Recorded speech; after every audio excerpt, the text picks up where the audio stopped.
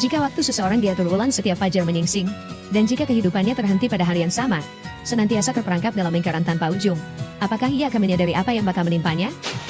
Pada mulanya, ia akan merasa bagaikan sosok yang dianugerahi takdir istimewa, membelanjakan uang tanpa bayang-bayang ragu yang menggelayut di relung hatinya, tidak lagi dibayani kecemasan tentang kekayaan yang fana, sebab keesokan harinya, segala sesuatu akan kembali ke titik semula, seolah jejak kemarin tak pernah terukir. Namun, dengan segera ia akan menyadari bahwa eksistensi semacam ini amatlah hambar, sehingga ia mulai merengkuh sensasi melalui tindakan kriminal yang berani, bertindak sesuka hati bagaikan penguasa tanpa mahkota, dan merasa seolah-olah hukum tak berlaku baginya.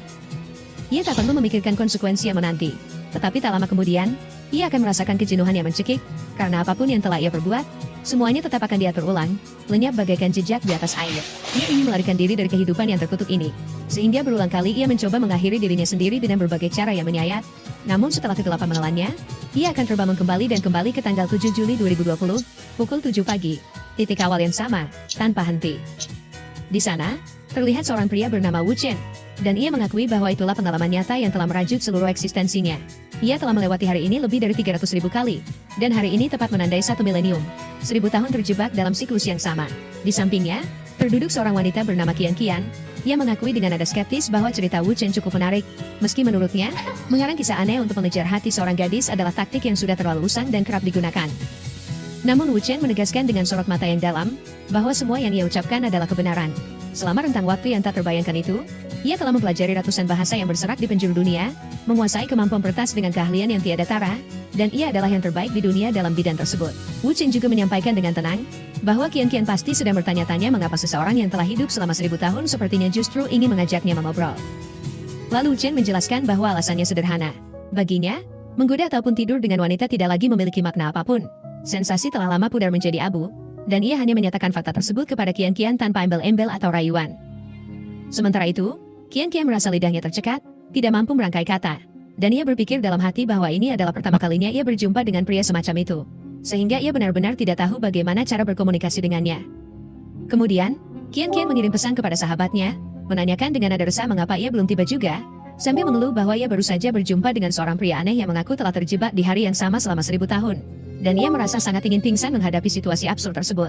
Sambil terus menatap layar ponselnya dengan ekspresi kesal yang kentara, ia bergumam sendiri tentang betapa lambatnya temannya untuk datang menemuinya.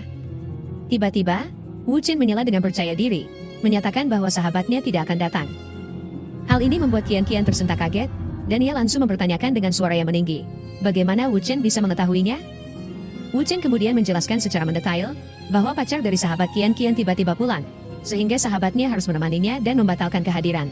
Mendengar penjelasan yang sangat spesifik itu, Qian Qian merasa ragu sekaligus terkejut, lalu menuduh Wu Chen hanya sedang membual atau mencoba menipunya dengan trik murahan. Untuk membuktikan ucapannya, Wu Chen memberikan prediksi yang sangat akurat, dengan mengatakan bahwa dalam waktu tepat 9 menit 13 detik lagi, sahabat Qian Qian akan meneleponnya. Rasa tertantang, Qian Qian langsung berdiri dari duduknya, dan memutuskan untuk menunggu pembuktian itu sambil memberikan ancaman keras, bahwa jika sahabatnya tidak menelepon, maka Wu Chen akan berada dalam masalah besar. Namun tanpa disengaja, tangan Qian Qian menyenggol seorang pria yang berjalan melewatinya dengan langkah terburu-buru. Kemudian, pria itu mulai menggenggam tangan Qian Qian dengan kasar, menegaskan bahwa Qian Qian telah melukainya. Pria itu menjelaskan dengan senyum miring, bahwa jika Qian Qian bersedia ikut minum segelas bersamanya, maka ia akan memaafkan perbuatan Qian Qian. Namun, Qian Qian mengabaikan ajakan yang menjijikan itu, dan menyuruh pria itu untuk melepaskan tangannya dengan segera. Namun dengan pegangan yang semakin erat dan nada yang memaksa, pria itu tetap mengajak Qian Qian untuk pergi bersamanya. Namun, seketika semua orang langsung terperangah, karena dari arah lain, Wu Chen menyuruh pria itu untuk berhenti dengan suara yang tegas namun tenang. Bahkan, Wu Chen menyuruh pria itu untuk mendekat kepadanya. Seketika pria itu merasa kesal, dan menyebut Wu Chen sebagai bocah tenik yang tidak tahu diri. Tiba-tiba, pria itu langsung melemparkan rokok yang sedang dihisapnya ke arah wajah Wu Chen.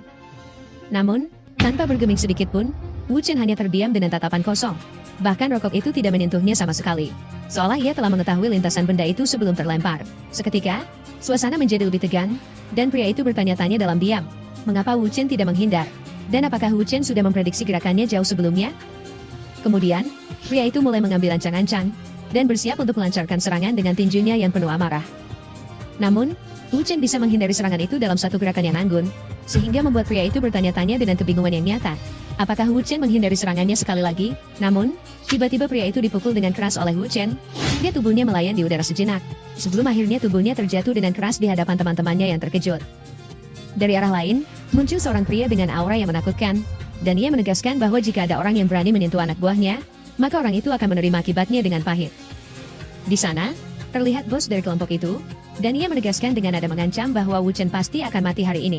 Namun kemudian pria itu langsung terkejut, karena Wu Chen menyapanya dengan santai bagaikan teman lama. Bahkan Wu Chen mengetahui namanya sebagai Liu Xi. Wu Chen mengakui bahwa Liu Xi semakin hebat sekarang, dan Wu Chen menanyakan dengan nada menggoda, begitukah cara Zhao Guaizi si pincang mendidik anak buahnya? Seketika Liu Xi semakin terperangah, karena bahkan Wu Chen mengenal kakaknya yang jarang diketahui orang. Kemudian, Wu Chen mulai menghubungi Zhao Guaizi, menyampaikan bahwa saudara Zhao Guaizi sedang mencari masalah dengannya. Di ujung telepon, Zhao Guaizi merasa heran dengan suara yang waspada. Bagaimana Wu Chen bisa mengetahui kontaknya yang sangat rahasia?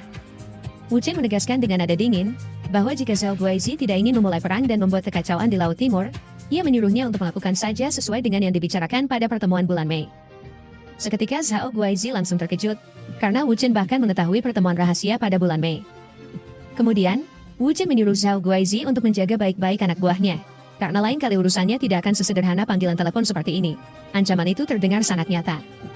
Kemudian, Wu Chen melemparkan ponselnya ke arah Liu Xi dengan gerakan santai, dan seketika itu juga, Liu Xi meminta maaf kepada sang kakak dengan suara bergetar, menyampaikan bahwa ia akan segera meminta maaf kepada Wu Chen. Setelah itu, Liu Xi mulai membungkukkan badannya bersama dengan anak buahnya. Ia meminta maaf dengan tulus dan berjanji tidak akan mengulanginya lagi. Sambil mengambil ponselnya kembali, Wu Chen mengakui bahwa suasana hatinya sedang baik, jadi ia malas berdebat dengan mereka semua. Di sisi lain, Qian Qian terkejut dengan mata yang membelalak, dan ia bertanya-tanya dalam hati dengan rasa takjub yang bercampur ketakutan, siapakah sebenarnya Wu Chen? Tepat pada waktu yang sebelumnya Wu Chen sebutkan, tidak meleset satu detik pun, tiba-tiba Qian Qian mendapatkan panggilan dari temannya. Temannya meminta maaf karena tidak bisa datang menemui Qian Qian, karena pacarnya tiba-tiba pulang. Seketika, Qian Qian langsung terperangah dengan wajah pucat, karena semua yang diucapkan oleh Wu Chen benar-benar terjadi dengan akurasi yang menakjubkan. Wu Chen menegaskan dengan senyum tipis, bahwa Qian Qian bisa melihatnya sendiri nanti, dan Wu Chen mengajaknya untuk pergi bersama. Qian Qian hanya terdiam, dan ia masih tidak percaya dengan apa yang ia saksikan dengan mata kepalanya sendiri. Setelah sampai di parkiran, terlihat Qian Qian yang terkejut, dan ia menanyakan dengan nada ragu, apakah itu mobil milik Wu Chen? Namun dengan nada singkat, Wu Chen menyampaikan bahwa itu bukanlah mobil miliknya. Seketika Qian Qian merasa kesal, karena ia menyadari bahwa Wu Chen mencurinya dengan santai. Namun Wu Chen menenangkan dengan logika yang aneh, karena lagi pula, esok hari mobilnya akan kembali ke tempatnya semula, seolah pencurian itu tak pernah terjadi. Dan juga, Wu Chen mengucapkan sampai jumpa kepada Qian Qian dengan nada acuh. Namun, Qian Qian merasa kesal, karena Wu Chen berniat untuk meninggalkan wanita lemah yang sedang mabuk seperti dirinya untuk pulang sendirian di malam yang kelam. Namun, Wu Chen meminta maaf dengan nada datar, karena ia tidak tertarik dengan wanita yang menor, dan menurutnya, kecantikan Qian Qian berada di bawah 8 poin. Mendengar itu, Qian Qian semakin kesal dengan pipi yang memerah, dan ia langsung membuka tasnya untuk membersihkan tata rias di wajahnya dengan gerakan terburu-buru. Setelah riasan itu dibersihkan, kini Qian Qian menampilkan wajah yang cantik dan natural, bagaikan bulan yang keluar dari balik awan, dan Wu Chen memberikannya nilai 9 poin untuk wajah cantiknya yang sesungguhnya. Kemudian, Wu Chen mengajak Qian Qian untuk menginap di rumahnya, untuk membuktikan jika ia tidak berbohong tentang semuanya. Dengan percaya diri, Qian Qian mengiyakan, menegaskan dengan nada tegas jika Wu Chen macam-macam, maka ia akan melaporkannya ke polisi tanpa ragu. Dan kemudian, mereka berdua mulai pergi dengan cepat menggunakan mobil milik orang lain, melaju menembus malam yang sunyi. Keesokan harinya, di dalam kamar milik Wu Chen, terlihat Wu Chen yang baru saja membuka mata dengan perasaan yang sudah terbiasa. Wu Chen menyadari dengan kepasrahan yang mendalam, bahwa hari yang sama dimulai kembali, dan ia mengucapkan selamat tinggal kepada gadis kecil Qian Qian, sebuah ritual perpisahan yang telah ia lakukan ribuan kali. Namun dari arah kamar mandi, terlihat Qian Qian yang memanggil Wu Chen dengan suara yang heran, dan ia menyampaikan dengan kebingungan yang nyata. Bukankah Wu Chen berkata tanggal 7 Juli akan terus berulang? Dengan nada mendesak, Qian Qian menyuruh Wu Chen untuk menjelaskan, karena hari ini berada pada tanggal 8 Juli. Kemudian Wu Chen langsung mengecek tanggal dengan tangan yang sedikit bergetar, dan di sana, memang waktu menunjukkan bahwa hari ini adalah tanggal 8. Gunaan fitur ini pada hari yang sama akan melipat gandakan biaya poin, kuota ruang waktu, secara eksponensial. Mulai dari 1 poin untuk penggunaan pertama, hingga mencapai ratusan ribu poin jika dilakukan berulang kali tanpa perhitungan matang. Wu Chen menyimpulkan bahwa meskipun ia harus berhati-hati dengan kuota poin tersebut, kini ia memiliki kendali penuh atas waktu. Sebuah privilesi yang dahulu tidak pernah ia miliki. Berbeda dengan saat ia terjebak dalam siklus tanpa daya. Ia merenungkan transformasinya dari seorang siswa biasa tanpa keahlian yang berarti. menjadi sosok yang kini memiliki ribuan kemampuan tingkat dewa seperti memasak, mengemudi, dan bertarung dengan sempurna. Tapi sekarang, Wu Chen memiliki 1354 jenis kemampuan yang hampir mencapai level maksimal. Dan ia siap menggunakan semua keahlian tersebut karena waktu telah berjalan normal kembali.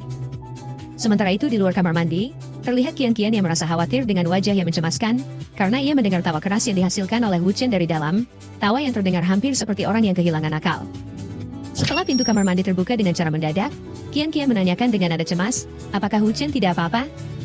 Wu Chen mengakui dengan senyum lebar yang tulus, bahwa tidak ada masalah sama sekali, dan mengaku bahwa hari ini adalah hari yang paling santai dan menyenangkan baginya dalam 1000 tahun terakhir. Sementara itu Qian menanggapi dengan memohon, agar Wu Chen berhenti membicarakan lelucon basi itu lagi. Ia mulai merasa kesal dengan cerita yang sama. Tiba-tiba, seseorang di balik pintu berteriak dengan marah yang menggelegar, menyuruh mereka untuk segera membuka pintunya sambil mengumpat kasar, lalu mengancam bahwa mereka pasti sudah bosan hidup karena berani mencuri mobil bosnya. Situasi semakin tegang bagaikan dawa yang akan putus, ketika Qian mengintip dari celah pintu dengan hati berdebar, dan pria di luar memberikan peringatan terakhir untuk segera membuka pintu, atau mereka akan mendobraknya secara paksa tanpa ampun. Qian menyalahkan Wu Chen dengan suara yang meninggi, karena telah mencuri mobil orang lain hingga pemiliknya datang melabrak. Namun Wu Chen membela diri dengan mengatakan, bahwa ia tidak menyangka, waktunya akan berjalan normal hari ini. Sambil berkeringat dingin yang membasahi pelipisnya, Wu Chen menambahkan bahwa sialnya mobil yang ia curi ternyata milik seseorang bernama Wang Zuangyuan, yang membuat Qian bertanya-tanya dengan cemas, apakah sosok Wang Zuangyuan tersebut adalah orang yang sangat hebat atau berbahaya? Wu Chen menjelaskan dengan napas yang sedikit tersengal, bahwa Wang Zuangyuan adalah sosok terpandang yang namanya bergema di seluruh penjuru kota, yang dulunya merupakan siswa berprestasi di Donghai 15 tahun lalu. Namun berakhir di penjara selama 3 tahun karena menyerang orang-orang yang melukai orang tuanya terkait masalah pembongkaran lahan. Setelah bebas, ia menggunakan kecerdasannya untuk naik ke puncak dunia kriminal dengan strategi yang licik, dan kini menjadi tokoh yang sangat berpengaruh dengan kekuasaan besar di Donghai, seorang raja tanpa mahkota. Wu Chen mengungkapkan, bahwa masalah yang jauh lebih besar adalah fakta bahwa kemarin ia menggunakan nama, Tuan Mudali, sebagai samaran untuk menipu. Jika tidak ditangani dengan benar, mereka kemungkinan besar akan diburu oleh seluruh kalangan dunia bawah di wilayah Wadong bagaikan hewan buruan. Meskipun Qian bertanya dengan penuh kekhawatiran yang tercermin di matanya tentang apa yang akan ia lakukan, Wu Chen hanya tersenyum tipis penuh misteri dan menjawab bahwa semuanya tidak masalah. Dengan penuh percaya diri yang memancar dari seluruh tubuhnya, Wu Chen kemudian memanggil sistemnya untuk melakukan reset ruang dan waktu. Sebagai hasilnya, sebuah notifikasi sistem muncul dengan cahaya biru yang berkilauan, yang menyatakan bahwa tuan rumah sedang melakukan reset ruang dan waktu pertamanya untuk tanggal 8 Juli 2020, memberikan mereka kesempatan untuk memulai kembali dan menghindari situasi berbahaya tersebut. Seketika fragmen-fragmen waktu pecah bagaikan kaca yang berhamburan saat proses berlangsung, diiringi efek suara detak jam yang bergema memenuhi ruangan. Akhirnya, sistem memberikan konfirmasi bahwa reset telah berhasil dilakukan dengan sempurna, dengan sisa kuota ruang waktu yang masih sangat banyak, yaitu 364.999 poin. Sistem menyampaikan dengan suara mekanis, bahwa proses tersebut mengonsumsi 1 poin kuota ruang waktu dan pengaturan ulang sedang dimulai. Seketika, waktu kembali ke pukul 7 pagi bagaikan film yang diputar mundur, dan di sana, Qian menutup penjelasan dengan suara yang keras karena waktu menunjukkan tanggal 8.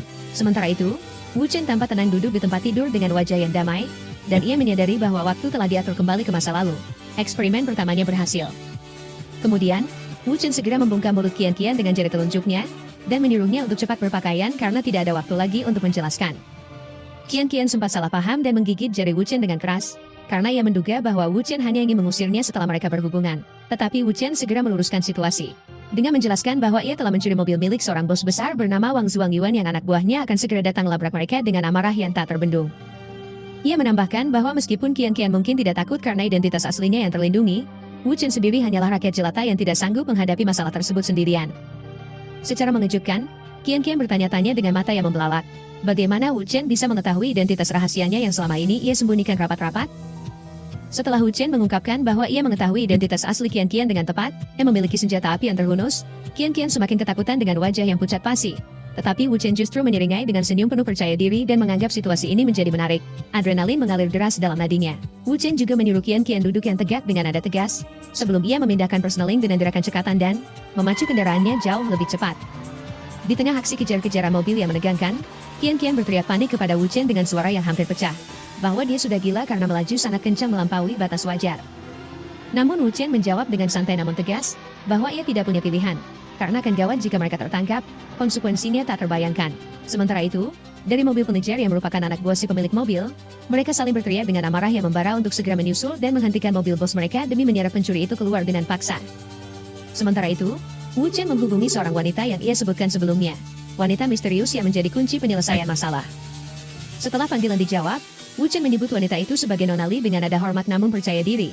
Dan ia memperingatkan wanita itu karena ada pengkhianat yang mengintai di sisinya bagaikan ular dalam selimut. Wu Chen menegaskan dengan suara yang dalam, bahwa pengkhianat itu akan membuat Nona Li kalah dalam taruhan yang krusial. Di ujung telepon, Nona Li menanyakan dengan nada waspada, siapa Wu Chen sebenarnya, dan bagaimana Wu Chen bisa mengetahui tentang pertaruhan yang sangat rahasia itu. Wu Chen menjelaskan dengan tenang, bahwa ia mempunyai sumber informasinya sendiri yang terpercaya, bahkan Wu Chen bisa memberitahu Nona Li lebih banyak lagi. Misalnya beberapa hal tentang adik laki-laki Nona Li yang tidak banyak orang ketahui. Sementara itu, para pengejar itu tidak menyerah dan semakin agresif. Bahkan mereka dengan sengaja menabrakkan mobilnya ke arah Wu Chen dengan kecepatan tinggi. Sambil terus mengemudi dengan susah payah dan kedua tangannya mencengkeram setir erat, Wu Chen meminta Nona Li untuk mengirim seseorang untuk menjemputnya di bawah gedung perusahaan Nona Li dalam waktu setengah jam. Dan mereka akan bicara tatap muka untuk membahas detail informasi. Nona Li mengkonfirmasi dengan nada penasaran, dan ia tidak sabar melihat siapa Wu Chen sebenarnya. Sementara itu, para pengejar itu mulai menyusul dengan jarak yang semakin mendekat, dan kian-kian merasa khawatir dengan napas yang tersengal jika para pengejar itu menjepit mereka dari dua sisi. Namun, dalam kecepatan 120 km per jam yang mencekam, Wu Chen langsung menginjak rem dengan perhitungan yang sempurna, dan seketika itu juga, mobilnya langsung berbelok dengan teknik drifting yang memukau. Bahkan, mobil Wu Chen melaju sangat cepat bagaikan panah yang lepas dari busurnya, melewati belokan dengan lincah bagaikan penarian anggun, dan meninggalkan para pengejar itu dengan penuh ketidakpercayaan yang tergambar jelas di wajah mereka. Beberapa saat kemudian, Wu Chen menyampaikan dengan percaya diri yang memancar bahwa mereka sudah sampai di rumah Qian Qian. Di sisinya, Qian Qian merasa sangat mual dengan wajah yang pucat kehijauan, sehingga jiwanya seolah-olah keluar dari mulut akibat cara Wu Chen mengemudi yang ekstrim. Kemudian, Qian Qian melirik ke arah luar dengan mata yang masih berkunang-kunang, dan memang benar, bahwa di sana adalah rumahnya, tempat yang sangat familiar. Qian Qian merasa heran dengan alis yang berkerut, dan ia menanyakan dengan nada bingung, kenapa Wu Chen bisa mengetahui rumahnya? Namun Qian Qian menarik pertanyaannya kembali dengan cepat, karena lagi pula, menurutnya, Wu Chen akan menjawab dengan hal yang sama, bahwa ia telah hidup 1000 tahun dan tahu segalanya. Setelah Qian Qian turun dari mobil dengan kaki yang gemetar bagaikan daun yang tertiup angin, Qian Qian mengakui bahwa kemampuan menyetir Wu Chen sangat bagus dan luar biasa, dan ia menanyakan dengan penasaran di mana Wu Chen belajar keterampilan menakjubkan tersebut. Wu Chen menjawab dengan santai namun serius, bahwa ia melatihnya dengan mempertaruhkan nyawa. Demi menguasai teknik menyetir ini, Wu Chen tidak tahu sudah berapa kali hampir mati dalam kecelakaan yang mengerikan. Wu Chen juga memberi peringatan kepada Qian Qian untuk tidak belajar darinya dengan nada yang serius, karena Wu Chen punya kesempatan yang tak terhitung jumlahnya untuk mencoba dan mati berkali-kali. Sedangkan Qian Qian hanya punya satu kesempatan yang berharga. Mendengar hal itu, Qian Qian membalas dengan nada menggoda yang nakal sambil meminta kontaknya, karena siapa tahu ia ingin menghubungi Wu Chen kembali untuk bertemu atau sekadar mengobrol. Namun, Wu Chen justru pergi begitu saja tanpa memberikan kontaknya. Mobilnya menjauh dengan santai, mainkan sepanjang malam bagaikan boneka. Tiba-tiba sebuah ide muncul di benaknya seperti kilatan petir. Ia merasa bahwa pertemuan mereka pasti sudah direncanakan oleh sahabatnya, karena mustahil Wu Chen tahu tempat tinggalnya jika tidak diberitahu oleh orang dalam. Qian Qian pun bertekad untuk mencari tahu identitas asli Wu Chen melalui sahabatnya dengan segala cara. Sambil bergumam dengan tekad yang membara bahwa pria itu tidak akan bisa lari darinya. Ia akan menemukannya bagaimanapun caranya. Setengah jam kemudian, terungkaplah profil wanita misterius yang disebutkan oleh Wu Chen sebelumnya. Sosok yang memiliki pengaruh besar di kota. Ia bernama Li Ruobing, seorang pengusaha bintang di kota Donghai yang memiliki latar belakang keluarga sangat rumit dan berpengaruh hingga ke tingkat tertinggi, termasuk adik laki-lakinya yang berkuasa di kota tersebut dengan tangan besi. Wu Chen pun mengakui dalam hati, bahwa sebagai wanita cantik yang nyaris sempurna dengan kecerdasan yang luar biasa, ia pernah memiliki hubungan yang sangat mendalam dengannya dalam siklus waktu yang telah lalu. Kemudian, Wu Chen dibawa oleh seorang pengawal bertubuh kekar menuju kantor direktur utama yang berada di lantai paling atas gedung mewah. Di sana, Wu Chen kembali bertemu dengan Li Ruobing yang kini tampil lebih formal dengan kacamata yang membingkai wajahnya, memberikan kesan intelektual dan tajam. Li Ruobing memerintahkan pengawalnya untuk keluar dengan tegas, agar mereka bisa bicara berdua saja tanpa pendengar. Sambil memegang berkas yang tebal, Li Ruobing kemudian membacakan identitas Wu Chen dengan suara yang dingin, yang bernama Wu Chen, usia 22 tahun, lulusan jurusan ilmu komputer Universitas Donghai, yang orang tuanya menjalankan sebuah restoran kecil di pinggiran kota, serta memiliki seorang adik perempuan di bangku SMA bernama Wu Jiao. Wu Chen memuji kemampuan Li Ruobing dengan senyum tipis yang bisa mendapatkan begitu banyak informasi tentang dirinya hanya berdasarkan nomor telepon dalam waktu singkat. Namun Li Ruobing merobek kertas tersebut dengan gerakan dramatis, sambil meremehkan identitas Wu Chen yang dianggap terlalu biasa dan hanyalah orang awam yang tidak mungkin mengetahui tentang masalah perjanjian taruhan tersebut. Li Ruobing juga menyatakan dengan tegas dan nada yang menuntut, mengenai siapa sebenarnya identitas Wu Chen yang sesungguhnya. Wu Chen menjawab dengan senyum tipis yang penuh misteri, bahwa Li Ruobing bisa menganggap dirinya sebagai seorang pedagang informasi, seseorang yang menjual pengetahuan berharga. Wu Qian mengklaim mengetahui banyak hal yang dipedulikan Li Ruobing dengan percaya diri, termasuk identitas pengkhianat yang mengintai di sisinya bagaikan bayangan, dan menawarkan transaksi adil dengan meminta bayaran 10 juta untuk mengungkap siapa pengkhianat itu. Namun, sambil mengambil sesuatu di dalam laci dengan gerakan yang tenang, Li Ruobing merasa skeptis, karena merasa tidak masuk akal jika seorang asing tiba-tiba datang ke kantornya dengan informasi yang mustahil, membicarakan soal pengkhianat, dan menuntut bayaran sebesar 10 juta tanpa bukti apapun. Kemudian, Li Ruobing segera menarik pistol dengan gerakan cepat yang terlatih dan mengancam dengan sorot mata yang dingin, bahwa Wu Qian tidak akan keluar hidup-hidup jika tidak bisa memberikan penjelasan yang memuaskan. Namun, dengan tenang bagaikan air yang tak beriak, Wu Qian menunjukkan bahwa dia telah mengosongkan peluru dari senjata tersebut dengan gerakan yang anggun, sambil mengiringnya penuh kemenangan dan bertanya dengan nada menggoda, bagaimana Li Ruobing bisa membunuhnya tanpa amunisi? Di sisi lain, Li Ruobing merasa terkejut dengan mata yang membelalak dan bingung karena pistolnya selalu tertempel di bawah meja dengan rapi, sehingga ia tidak habis pikir bagaimana Wu Qian bisa mengambil magasin dari senjatanya tanpa ia sadari sedikit pun. Li Ruobing bertanya-tanya dalam hati dengan pikiran yang berputar cepat, apakah peristiwa ini terjadi pada saat itu? Saat ia lengah sejenak, sambil mengambil pistol itu dari tangan Li Ruobing dengan gerakan yang santai, Wu Qian menjelaskan bahwa sebagai seorang pedagang informasi yang berpengalaman, ia mengetahui rahasia tentang pistol yang disembunyikan Li Ruobing di bawah meja kantornya. Sambil menunjukkan kemampuannya dengan penuh percaya diri, Wu Qian menegaskan bahwa ini hanyalah salah satu dari sekian banyak infokan yang sopan. Wu Qian meminta Presiden Li Ruobing untuk mempercayai keahliannya dalam mengumpulkan data yang paling rahasia sekalipun, serta menekankan bahwa ia tidak memiliki niat jahat dan datang hanya demi melakukan transaksi uang yang saling menguntungkan. Dalam pikirannya, Wu Qian menyadari bahwa ia memerlukan motif yang masuk akal untuk mendekati Li Ruobing tanpa menimbulkan kecurigaan berlebihan, dan menggunakan uang sebagai alasan adalah pilihan yang logis karena dapat menurunkan pertahanan mentalnya. Kemudian, Li Ruobing menantang Wu Qian dengan nada yang tajam untuk mengungkapkan informasi lain yang ia ketahui, sebuah ujian untuk membuktikan kredibilitasnya. Sambil memutar-mutar pistol di tangannya dengan santai bagaikan seorang kobay, Wu Qian membeberkan latar belakang pribadi Li Ruobing sebagai putri sulung keluarga Li yang mendapatkan perlakuan berbeda karena jenis kelaminnya. Wu Qian melanjutkan dengan suara yang dalam, bahwa meskipun Li Ruobing bertekad kuat untuk membuktikan kepada semua orang bahwa perempuan bisa lebih hebat daripada laki-laki dengan segala pencapaiannya, ia tetap tidak bisa sepenuhnya melepaskan diri dari jeratan atau kutukan keluarga besarnya yang tradisional dan patriarkal. Lebih lanjut, Wu Qian mengungkapkan bahwa ibu Li Ruobing, yang berasal dari keluarga San di barat laut dan memiliki pengaruh besar karena aliansi pernikahan yang strategis, kini justru mendesaknya untuk menikah dengan Ding Ruilong, bahkan sampai mengancam akan mengakhiri hidup jika keinginannya tidak dipenuhi. Wu Qian menyimpulkan dengan nada yang penuh empati, bahwa meskipun Li Ruobing awalnya berniat melarikan diri untuk menolak pernikahan tersebut dengan segala cara, Li Ruobing kini terjebak dan tidak bisa pergi karena mengkhawatirkan keselamatan ibunya yang terancam. Wu Qian kemudian menjelaskan secara rinci dengan detail yang mencengangkan, taktik putus asa Li Ruobing yang pernah memalsukan hubungan dengan 3 pria untuk membuat Ding Ruilong menyerah dan berhenti mengejarnya. Namun berujung tragis yang mengerikan. Pacar gadungan pertama bundir karena tidak tahan tekanan, yang kedua dikirim ke rumah sakit jiwa setelah mengalami trauma berat, dan yang ketiga dipenjara karena fitnah yang direkayasa dengan licik. Hal ini membuktikan betapa piciknya Ding Ruilong yang tetap menghancurkan mereka meski tahu hubungan itu palsu. Sebuah tindakan balas dendam yang sadis, sehingga kini tidak ada lagi pria yang berani mendekati Li Ruobing karena takut akan nasib yang sama. Wu Qian menjelaskan lebih lanjut dengan nada yang serius, bahwa akhirnya, untuk melepaskan diri dari takdir pernikahan tersebut dan meraih kebebasannya, Li Ruobing membuat taruhan rahasia dengan Ding Ruilong. Mereka berdua masing-masing harus mendirikan perusahaan baru dari nol, dan dalam waktu 5 tahun. Siapapun yang perusahaannya menjadi lebih besar akan dianggap sebagai pemenangnya dan berhak menentukan masa depan mereka.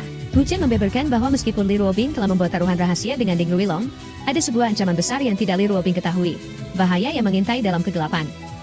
Wu Qian mengungkapkan dengan suara yang rendah, bahwa demi memenangkan taruhan tersebut dengan segala cara, Ding Ruilong telah menghasut dan memihakkan seseorang yang sangat dekat di sisi Li Ruobing untuk menjadi pengkhianat. Dalam waktu setengah bulan yang tersisa sebelum tenggat waktu, pengkhianat ini berencana mencuri data penelitian dan pengembangan yang berharga tepat sebelum konferensi pers dimulai, sehingga Ding Ruilong dapat mendahuluinya dan menghancurkan acara tersebut agar Li Ruobing kalah dalam taruhan. Sambil menatap tajam dengan sorot mata yang menusuk, Wu Qian kemudian bertanya dengan nada menantang, apakah ia masih perlu melanjutkan penjelasannya lebih jauh lagi? Terpancing oleh informasi tersebut yang sangat detail dan akurat, Li Ruobing akhirnya terdiam dengan wajah yang serius, dan segera menuliskan cek dengan gerakan tangan yang cepat, sebelum akhirnya dengan tegas mendesak Wu Qian untuk memberitahu siapa sosok pengkhianat yang dimaksud. Tepat setelah Wu Qian memuji kecepatan Li Ruobing dalam bertindak dan mengambil keputusan, terdengar ketukan pintu yang menggema, dan masuklah Feng Yan, asisten senior Presiden Li yang telah bekerja selama bertahun-tahun, yang meminta tanda tangan untuk sebuah dokumen penting. Secara mengejutkan, Wu Qian langsung membanting kepala Feng Yan ke meja dengan kekuatan yang luar biasa, seraya menunjuknya sebagai sang pengkhianat yang selama ini dicari. Meskipun Feng Yan membantah dengan keras dan mengaku tidak tahu apa-apa sambil berusaha melepaskan diri, Li Ruobing sendiri Akan tetapi, Wu Chen menyela dengan tegas dan menyatakan bahwa Feng Yan berbohong dengan licik. Ia menjelaskan bahwa ibu Li Ruobing sebenarnya tidak ingin anaknya dipaksa menikah dengan Ding Ruilong dan menjadi korban aliansi keluarga seperti dirinya yang telah menderita selama puluhan tahun. Namun ia terpaksa melakukannya karena tekanan dari sang kakek yang berkuasa mutlak. Wu Chen menambahkan dengan nada yang tajam, bahwa seluruh kebohongan tersebut diajarkan oleh Ding Ruilong yang manipulatif, yang sangat memahami bahwa Li Ruobing tidak peduli pada siapapun di keluarga itu kecuali ibunya. Sehingga titik lemah itulah yang sengaja dimanfaatkan untuk memanipulasinya dengan kejam. Wu Chen menyerahkan keputusan mengenai nasib Feng Yan kepada Li Ruobing dengan gerakan tangan yang sopan, yang kemudian Li Ruobing dengan dingin bagaikan salju yang membeku mengusir Feng Yan dan menyatakan tidak ingin melihat wajahnya lagi. Feng Yan pun pergi dengan tertatih sembari terus bersujud dan mengucapkan terima kasih berkali-kali dengan suara yang bergetar, karena merasa nyawanya telah diampuni. Namun, ketika Wu Chen mengaku terkejut karena mengira Li Ruobing akan membunuhnya di tempat dengan tangannya sendiri, Li Ruobing menjelaskan dengan senyum tipis yang dingin, bahwa ia hanya tidak ingin mengotori tangannya sendiri dengan darah pengkhianat. Ia mengungkapkan bahwa sebenarnya pria itu tetap akan dieksekusi malam ini dengan cara kakinya dicor semen dan ditenggelamkan ke dasar sungai. Meskipun telah bekerja sama dengan baik, Li Ruobing secara terang-terangan mengakui bahwa ia masih meragukan identitas Wu Chen dengan mata yang tajam. Mencurigainya sebagai mata-mata yang dikirim oleh Ding Ruilong di mana pengkhianat sebelumnya hanyalah pion yang sengaja dikorbankan untuk mendapatkan kepercayaannya. Menanggapi kecurigaan yang berat tersebut dengan senyum yang tenang, Wu Chen mengklaim memiliki sebuah cara untuk menghilangkan keraguan Li Ruobing sepenuhnya, yang kemudian memicu rasa penasaran Li Ruobing yang kentara tentang apa rencana tersebut sebenarnya. Ia ingin mendengar tawaran ini. Wu Chen menawarkan sebuah solusi yang sederhana namun berani, yaitu dengan menjadi pacar palsu Li Ruobing. Wu Chen menjelaskan dengan nada yang meyakinkan, bahwa Ding Ruilong sangat peduli dengan reputasinya, jadi Ding Ruilong tidak akan membiarkan dirinya dikhianati atau dipermalukan demi mengalahkan Li Ruobing. Karena itu, Wu Chen menegaskan dengan logika yang sempurna, bahwa menjadi pacar Li Ruobing adalah cara terbaik baginya untuk membuktikan bahwa ia tidak bersalah dan bukan mata-mata. Namun Li Ruobing menegaskan dengan nada skeptis, bahwa meskipun sebelumnya ia sudah mempunyai 3 pacar pura-pura, semuanya berakhir malang karena dikerjai oleh Ding Ruilong dengan cara yang mengerikan. Dengan nada tenang, Wu Chen mengakui bahwa ia mengetahuinya dengan sangat jelas, namun ia menanyakan dengan senyum tipis, bukankah manusia selalu ingin mencapai tempat yang lebih tinggi? Wu Chen juga mengakui dengan mata yang berbinar, bahwa hidupnya akan menjadi sangat menarik jika bisa menjalin hubungan dengan Li Ruobing. Namun, Li Ruobing mengarahkan senjatanya ke kepala Wu Chen dengan gerakan yang cepat, seraya mengakui keistimewaan Wu Chen yang memiliki keberanian serta karisma di usia yang masih sangat muda. Lalu Li Ruobing bertanya dengan sorot mata yang tajam, apakah Wu Chen tidak merasa takut? Karena akan sangat disayangkan jika ia harus meninggalkan dunia ini begitu saja dalam usia yang masih penuh potensi. Namun Wu Chen menjawab dengan santai tanpa sedikit pun ketakutan, bahwa jika Li Ruobing benar-benar ingin memburu dengan serius, Li Ruobing pasti sudah memanggil orang lain ke dalam untuk menyaksikan atau membersihkan kekacauan. Sehingga Wu Chen menganggap ini hanyalah sebuah ujian dan tidak perlu merasa takut. Menanggapi keberanian tersebut yang langka ditemukan, Li Ruobing pun menurunkan senjatanya dengan senyum yang tulus, dan berkata dengan nada yang lembut bahwa dia benar-benar sangat menyukai Wu Chen. Kemudian, dengan gerakan yang mulai lembut dan penuh kehangatan, kini Li Ruobing mengajak Wu Chen untuk berfoto bersama sebagai bukti bahwa mereka adalah sepasang kekasih yang sedang jatuh cinta. Suasana kemudian berubah menjadi lebih akrab bagaikan teman lama. Saat Li Ruobing merangkul Wu Chen dengan erat untuk mengambil foto mesra yang akan meyakinkan semua orang, sebagai bukti hubungan mereka yang terlihat nyata. Kini, Li Ruobing secara resmi mengangkat Wu Chen sebagai pacar sekaligus asisten pribadinya dengan jabatan yang tinggi, sambil berencana mengirim foto mereka kepada Ding Ruilong untuk memprovokasinya. Kemudian, Wu Chen mengalihkan pembicaraan dengan nada yang serius, menyampaikan bahwa mahkota Donghai, Jutawan Central Plains, dan Plaza South Sea merupakan 3 klub hiburan papan atas di dalam negeri yang sangat eksklusif dan berpengaruh, di mana mahkota Donghai dikelola oleh adik laki-laki Li Ruobing dengan tangan besi. Li Ruobing merasa heran Wu Chen membahas soal itu dengan alis yang berkerut, karena menurutnya, semua orang di Donghai mengetahui hal ini. Itu bukan rahasia lagi. Namun Wu Chen menjelaskan lebih lanjut dengan suara yang rendah dan serius, bahwa mahkota Donghai telah melewati batas sehingga melibatkan banyak tokoh elit, orang kaya, dan pejabat tinggi, yang membuat pihak berwenang boleh melakukan penyelidikan rahasia sejak 3 bulan lalu. Berdasarkan situasi yang Wu Chen kuasai saat ini dengan informasinya yang luas, diperkirakan paling lama dalam 1 bulan lagi jaring penyelidikan akan segera ditutup. Seketika, Li Ruobing langsung terkejut dengan mata yang membelalak lebar, meminta Wu Chen untuk mengulangi perkataannya sekali lagi. Ia harus memastikan pendengarannya tidak salah. Wu Chen menjelaskan dengan nada yang lebih tajam, bahwa masalah ini tidak hanya melibatkan adiknya semata, melainkan ditujukan untuk menjatuhkan keluarga Li secara keseluruhan. Wu Chen memperingatkan dengan suara yang penuh tekanan, bahwa jika jaring penyelidikan ditutup dan operasi dimulai, nasib adiknya tidak akan sesederhana sekadar masuk penjara selama beberapa tahun. Bahkan jika perlu untuk bertahan hidup, keluarga Li harus memutuskan hubungan dengan adiknya demi keselamatan keluarga. Li Ruobing mengakui dengan wajah yang pucat, bahwa masalah itu sungguh sangat serius dan dapat menghancurkan segalanya. Dan ia menanyakan dengan nada mendesak, apakah informasi yang dimiliki Wu Chen sungguh akurat dan bisa dipercaya? Namun, Wu Chen dengan tegas meminta Li Ruobing untuk tidak meragukannya lagi. Ia tidak pernah berbohong dalam hal yang seserius ini. Sementara itu, Di klub hiburan mahkota Donghai yang mewah namun gelap, terlihat seorang pria yang sebelumnya mengejar Wu Chen tanpa ketakutan dengan wajah yang berkeringat dingin, menjelaskan situasi yang telah ia alami sebelumnya dengan suara yang bergetar. Di hadapannya, terlihat seorang pria berkacamata bernama Wang Zuangyuan dengan tatapan yang tajam, yang dikenal sebagai tangan kanan Li Ruotai yang paling dipercaya. Menanggapi laporan tersebut dengan geram sambil memainkan pisau lipat yang berkilauan. Ia berkata dengan nada mengancam yang dingin, orang yang melukai Xiao Xipingchang, mencuri mobilnya dengan berani, dan berani mencatut nama Tuan Muda Li. Apakah orang itu sudah bosan hidup dan ingin mati? Di sudut ruangan yang remang-remang dengan cahaya redup, terlihat seorang pria bernama Xiao Xipingchang dengan postur yang menakutkan, yang juga merupakan tangan kanan Li Ruotai yang legendaris. Dengan ekspresi penutannya dan kecurigaan yang mendalam, ia bergumam mengenai kecurigaannya terhadap seseorang yang misterius itu. Xiao merasa sangat aneh dan tidak masuk akal. Bagaimana pemuda itu bisa memiliki nomor telepon pribadinya yang sangat rahasia dan bahkan mengetahui informasi rahasia mengenai pertemuan bulan Mei yang hanya dihadiri oleh orang-orang penting. Mendengar hal itu dengan wajah yang mengeras, Li Ruotai, yang merupakan cucu tertua dari keluarga Li yang berkuasa, tidak peduli dengan alasannya atau penjelasan apapun, dan langsung memberikan perintah tegas untuk menemukan Wu Chen dengan segala cara dan membawanya ke hadapannya dalam keadaan hidup atau mati. Dengan penuh amarah, ia menyatakan niatnya untuk menghabisi sendiri orang yang telah mengusik urusan mereka dan merusak nama baiknya. Namun, pembicaraan mereka terhenti seketika ketika Li Ruobing, yang merupakan kakak Li Ruotai yang ditakuti dan dihormati, tiba-tiba masuk ruangan dengan langkah yang anggun. Kehadirannya langsung mengubah suasana bagaikan badai yang datang. Sementara semua orang di ruangan itu tampak terkejut sekaligus hormat atas kedatangannya.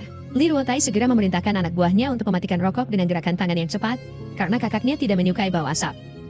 Li Ruotai menanyakan dengan cemas dan sedikit gugup, alasan kedatangan kakaknya yang mendadak dan tidak terduga ini. Li Ruobing menjelaskan dengan senyum tipis yang misterius, bahwa ia ingin memperkenalkan seorang pria yang sedang bersamanya saat ini, seseorang yang sangat penting. Wu Chen kemudian mengejutkan semua orang dengan kehadirannya yang tiba-tiba, karena dengan santai mengembalikan kunci mobil yang ia pinjam kemarin dan memberitahu dengan nada ringan bahwa mobil tersebut diparkir di tempat parkir bawah tanah Wan Chai Fashion. Seketika salah satu kroco menunjuk dengan penuh amarah yang membara ke arah Wu Chen. Seraya berseru dengan suara yang keras bahwa Wu Chen lah yang telah berani mencatut nama Tuan Muda Li dengan lancang. Wu Chen mengakui dalam hati dengan pikiran yang jernih, bahwa Li Ruotai, cucu tertua dalam keluarga Li yang paling dimanjakan sejak kecil dan memiliki wewenang untuk mengerahkan sebagian besar kekuatan keluarganya, adalah sosok yang berbahaya, dibandingkan dengan Li Ruobing yang lebih mengandalkan kecerdasan. Menurutnya, Li Ruotai adalah sosok yang memiliki kekuatan nyata dengan kemampuan yang tidak kalah hebatnya jika disandingkan dengan Ding Ruilong. Li Ruobing dikenal sangat galak sejak kecil dan tidak pernah ragu bertindak. Ia selalu mengerahkan seluruh tenaganya dengan penuh dedikasi, baik saat melindungi dengan kasih sayang maupun saat menghajar dengan kekerasan adiknya yang nakal. Hal inilah yang kemudian membuat Li Ruotai merasa sangat hormat sekaligus takut terhadap kakak perempuannya tersebut. Sebuah kombinasi emosi yang kompleks. Kemudian, Li Ruotai mencoba bertanya dengan nada meremehkan yang sombong, mengenai identitas seorang pria biasa di hadapan kakaknya yang agung. Namun, Li Ruobing segera membungkam adiknya dengan menjewer telinganya hingga ia meringis kesakitan yang nyata. Seraya menegaskan dengan keras dan tegas bahwa pria yang ia remehkan itu sebenarnya adalah kakak iparnya, pasangan hidupnya. Mendengar pernyataan mengejutkan tersebut yang bagaikan petir di siang bolong, Li Ruotai hanya bisa tertegun dengan wajah pucat dan penuh rasa tidak percaya. Kabar ini pun seketika membuat orang-orang di sekitarnya terkejut luar biasa dengan mulut yang menganga. Karena Wu Chen ternyata adalah kakak ipar dari atasan mereka. Seseorang yang seharusnya mereka hormati dan lindungi.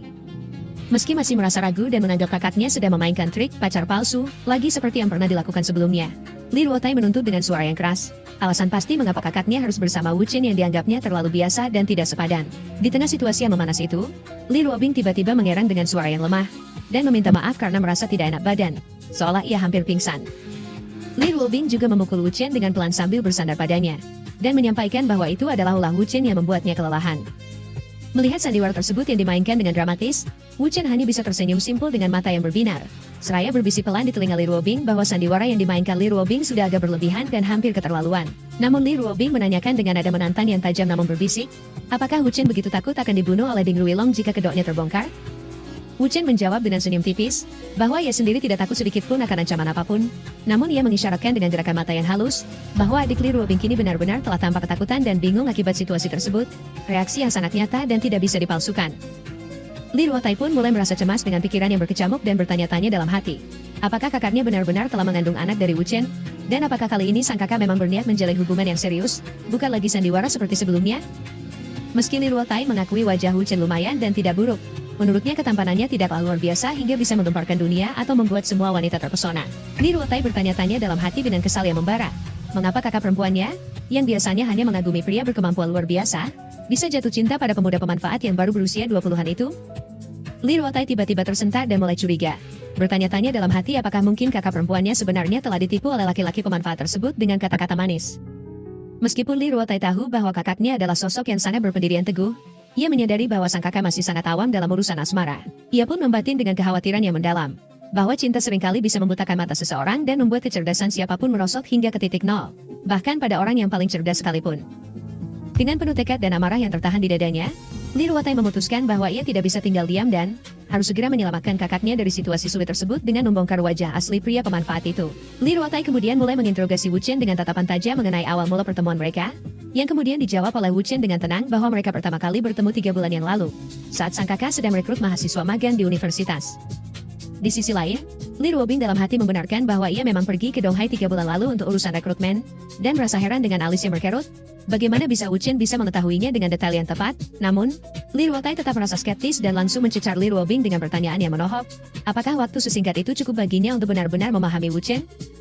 Tidak berhenti di situ dengan tekanan yang semakin intens, Li Ruotai kembali melontarkan tuduhan tajam, dengan menanyakan identitas seorang gadis yang terlihat bersama Wu Chen di Bar Lotus kemarin malam berdasarkan informasi dari teman-temannya yang mengawasi.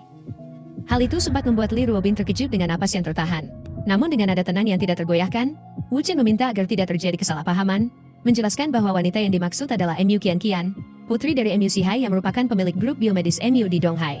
Wu Chen bahkan menambahkan bahwa Zhao Xipinchan seharusnya berterima kasih kepadanya, karena jika ia tidak turun tangan kemarin dengan cepat, seseorang bernama Liu Xijenggot mungkin akan mencelakai gadis tersebut dengan niat buruk, dan masalah itu belum tentu bisa diselesaikan oleh Zhao Xipinchan sendiri, bahkan bisa berakhir dengan perang antar keluarga besar. Wu Chen menjelaskan lebih lanjut dengan nada yang serius, bahwa grup MU adalah pemimpin industri di Donghai dengan kekayaan miliaran dan pengaruh politik yang kuat, sehingga jika Li Ruotai diibaratkan sebagai naga yang menyeberangi sungai, maka grup MU adalah penguasa lokal yang tak tergoyahkan di sana. Wu Chen menekankan dengan tatapan yang dalam, bahwa meskipun Li Ruotai tidak takut pada MU Sihai dalam pertarungan terbuka, namun jika harus berkonfrontasi di wilayah kekuasaan mereka, kemenangan sekalipun akan menuntut harga yang sangat mahal. Li Ruotai akhirnya tertunduk lesu dengan bahu yang merosot, dan dengan berat hati mengakui Wu Chen dengan memanggilnya sebagai kakak ipar. Li Ruobing merenung dalam hati dengan pikiran yang berputar cepat, karena tidak menyangka bahwa adik laki-lakinya yang biasanya pemberani dan tidak takut pada apapun, bisa langsung terdiam serta terintimidasi hanya oleh beberapa patah kata dari Wu Chen. Namun, ia segera mengalihkan pembicaraan dengan memotong obrolan yang dianggapnya tidak berguna itu, lalu menjelaskan kepada adiknya dengan nada yang serius bahwa kedatangan mereka saat ini adalah karena ada urusan yang sangat mendesak dan tidak bisa ditunda lagi. Dengan tatapan yang tajam, Li Ruobing mengungkapkan sebuah kabar mengejutkan, bahwa ada orang-orang di posisi atas yang berencana untuk mengambil tindakan terhadap Crown Club. Berita ini disampaikan di hadapan rekan-rekannya, menciptakan suasana yang penuh tekanan dan urgensi mengenai nasib klub tersebut yang terancam kehancuran. Di sisi lain, Li Ruotai sangat terkejut dengan mata yang membelak lebar dan bersikeras bahwa hal itu tidak mungkin terjadi karena ia merasa telah mengatur segala sesuatunya dengan sangat baik dan hati-hati, sehingga tidak mungkin ia tidak mengetahui informasi sepenting itu. Namun, Wu Chen kemudian menegaskan dengan suara yang dingin, kesalahan fatal yang telah dilakukan, yakni tindakan merekam video secara diam-diam untuk memeras orang-orang tersebut, serta menekankan bahwa kerja sama bisnis dengan Xie Hu seharusnya sudah dihentikan sejak lama karena orang itu tidak bisa dipercaya. Dengan nada bicara yang semakin meninggi, Li Ruobing meluapkan kemarahannya setelah mengetahui bahwa adiknya masih menjalin hubungan dengan seseorang bermarga Xie. Meskipun ia telah berkali-kali memperingatkan bahwa orang tersebut bukanlah orang baik-baik. Li Ruotai terpojok dan panik melihat kemarahan kakaknya yang membara. Mencoba menenangkannya dengan memohon agar ia tetap tenang demi menjaga kesehatan tubuhnya yang sedang hamil. Wu Chen kemudian menimpali dengan mendukung perkataan Li Ruobing, menegaskan bahwa sosok bermarga Xie tersebut memang bukanlah orang baik-baik dan dialah yang sebenarnya telah mengkhianati Li Ruotai kali ini dengan penuh kelicikan. Ia menjelaskan lebih lanjut dengan detail yang mengejutkan, bahwa saat terjadi masalah, Xie justru melemparkan seluruh tanggung jawab kepada Li Ruotai dan mengklaim bahwa segala sesuatunya adalah idenya. Mendengar hal itu, Li Ruotai tampak semakin terpojok dan diliputi rasa tidak percaya yang mendalam. Ia pun mempertanyakan dengan suara yang bergetar, bagaimana mungkin Wu Chen bisa mengetahui detail kerjasamanya dengan Xie Hu yang sangat rahasia, padahal kakaknya sendiri pun tidak mengetahuinya. Sambil merangkul pundak Li Ruobing dengan gerakan yang protektif, Wu Chen dengan tenang menjelaskan bahwa ia tidak perlu merinci bagaimana ia bisa tahu semua itu, namun menegaskan bahwa kehadirannya di sana adalah demi Ruobing yang dicintainya.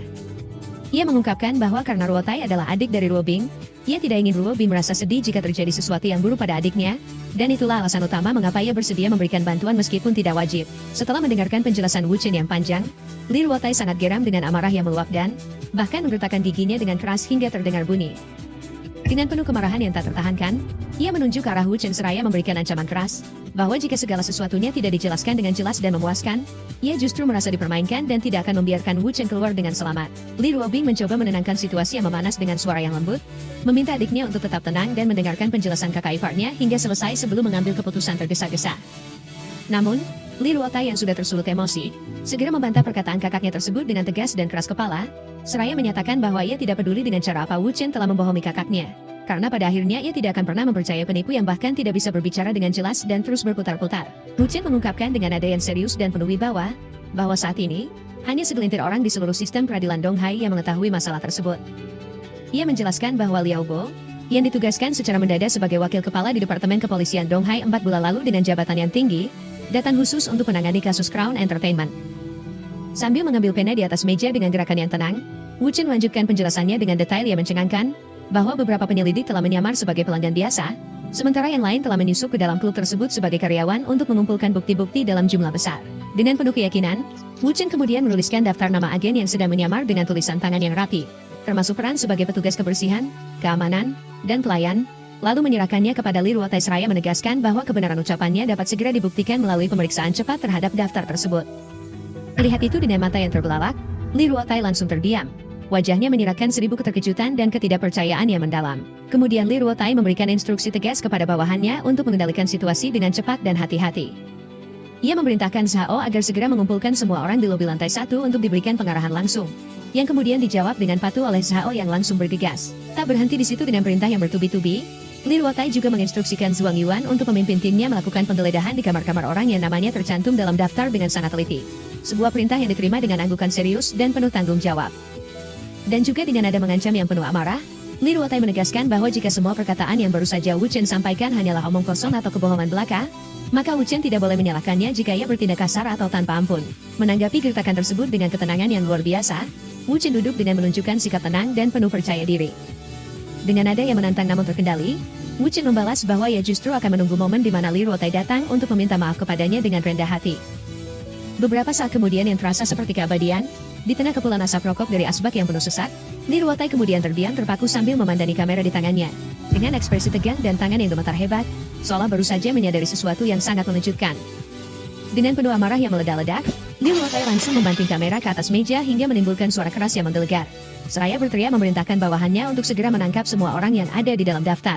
Namun di sisi lain dengan suara yang tegas, Wu Chen menjelaskan bahwa mereka tidak bisa melakukan penangkapan saat ini. Karena hilangnya salah satu dari target tersebut dapat memicu pihak atasan untuk bertindak lebih awal dari rencana semula.